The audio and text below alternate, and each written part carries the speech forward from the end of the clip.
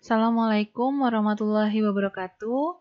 Kita sampai di pertemuan 5, membahas tentang data manipulation language. Di sini kita akan membahas tentang memanipulasi data tentunya dengan insert, update, select, dan delete. Nah, tapi di sini karena ini bagian pertama di pertemuan 5, saya akan membahas insert serta update-nya dulu. Nah, di sini di SQL itu ada 3 macam penulisan query insert. Ya, bisa dilihat di modul kalian masing-masing. Nah, sekarang langsung kita praktekkan di SQL servernya ya. Jadi karena untuk menghemat waktu, saya sudah mengetikkan sebelumnya saya punya data tabel mahasiswa di sini. Lalu saya mau insert datanya. Yang pertama ada seperti ini. Ya, seperti di modul. Nah, di bagian yang pertama ini, saya ingin input 2 data sekaligus. Ya. Jadi, kemarin kan ada yang bertanya bagaimana caranya menginput banyak data sekaligus. Ya, menginput banyak data sekaligus seperti ini. Jadi, ini kita coba insert langsung. Nah, lalu yang kedua, jadi yang pertama itu ada field-nya. Record yang tertulis di sini, ini harus sama dengan field yang ada di atasnya. Jadi, jika kalian susunnya name dulu, ya di sini harus name, lalu ketika nama dulu, di sini harus nama. Ya. Dan tidak berlaku sesuai urutan dari tabelnya. Gitu. Jadi, berlakunya adalah sesuai kalian menuliskan field-nya di atas ini. Lalu cara kedua ini langsung nilainya, langsung dari record-nya. Jadi tanpa dituliskan field-nya dulu. Nah, ini caranya, ini adalah mengurutkan bagaimana dia mengetahui ini field apa. Ini adalah urutan dari desain tabel mahasiswa. Kita ke desain mahasiswa. Nah, di sini kan ada name, nama, alamat, email, telepon. Urutannya seperti ini. Jadi ketika kalian input hanya values-nya saja, tanpa menjabarkan field-nya, itu harus urut sesuai urutan dari field yang ada di tabel. Itu. Lalu yang ketiga, di sini seperti yang di modul, ini dia setnya itu field-nya lalu langsung ke record-nya. Tapi di query di SQL Manager sepertinya tidak bisa digunakan.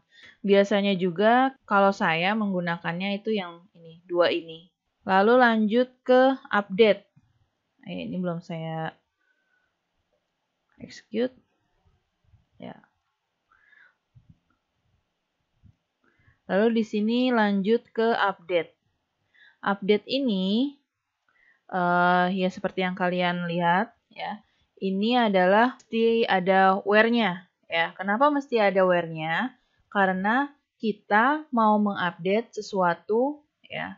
Mau mengupdate sesuatu, bukan mau mengupdate seluruh isi dari tabel. Jadi kalau misalkan tidak ada kondisinya, itu bisa jadi semuanya kerubah. Ya, contohnya seperti ini.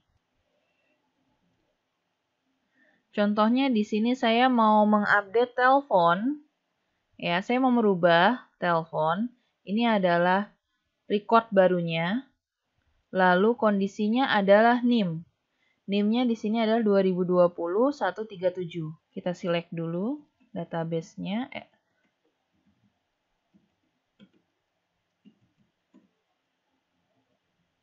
Ya, di sini kita select dulu isi dari tabel mahasiswa. Ya, di sini yang berNIM 2020-137 itu ada namanya Tono. Nah, namanya kebetulan di sini sama ya dengan NIM 2020-136. Kita coba rubah. Di sini teleponnya yang 137 adalah 983. Atau sama ini ya, sama. Kita coba rubah.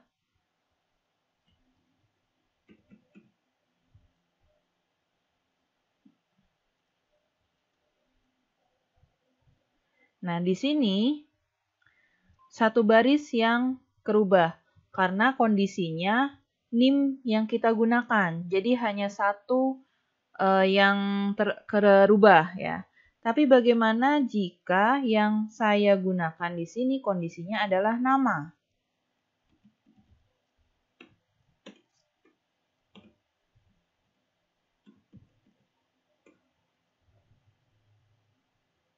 Ini di-select dulu. Ya.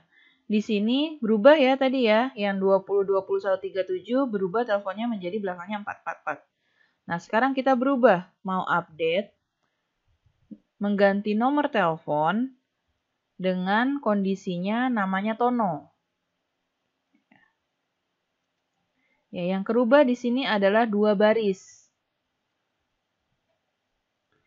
Ya, 2 baris. Karena apa? Karena kondisinya adalah kita mau merubah nomor telepon mahasiswa yang bernama Tono, bukan mahasiswa yang bernim. Ya, jadi harus identik gitu. Tapi ini tergantung kondisi. Jika kalian membutuhkan misalkan kondisinya adalah mahasiswa-mahasiswa yang ada di Tangerang, ya, Tangerang dan Tangerang Selatan, itu harus mengganti nomor telepon mereka menggunakan provider Indosat misalkan. Ya, jadi kan kalian harus merubah mahasiswa yang tinggalnya di Tangerang dan di Tangerang Selatan, itu kalian harus merubah nomor teleponnya. Ya. Nah, jadinya kalian harus menggunakan alamat sebagai acuannya. Ya, seperti itu. Lalu terakhir itu delete. Delete ini sebenarnya hal yang penting ya dan harus menggunakan where lagi. Karena jika tidak, kalau kalian salah sedikit saja, data semua terhapus. Ya. Datanya nanti kalian semua tidak ada lagi gitu. Jadinya memang harus benar-benar yang menggunakan sesuatu yang identik ya dari data tersebut. Contohnya seperti tadi update ya, itu namanya sama-sama Tono ya. Nah, contohnya juga di sini delete. Kalau misalkan kalian menghapus misalkan kalian mau menghapus mahasiswa yang namanya Tono tinggalnya di Parung ya tadi ya kalau nggak salah. Tinggalnya di Parung ya. Tapi kondisi di sini kalian mengetikannya itu mahasiswa, kalian menghapus mahasiswa where ya namanya Tono. Ya kondisinya bernama Tono. Nantinya akan ada 2 mahasiswa yang akan di-delete. Ya, seperti itu sama dengan update. Ya, mungkin cukup sampai di sini dulu yang pertemuan 5. Jika ada yang mau ditanyakan, silakan dibahas di form diskusi. Wassalamualaikum warahmatullahi wabarakatuh.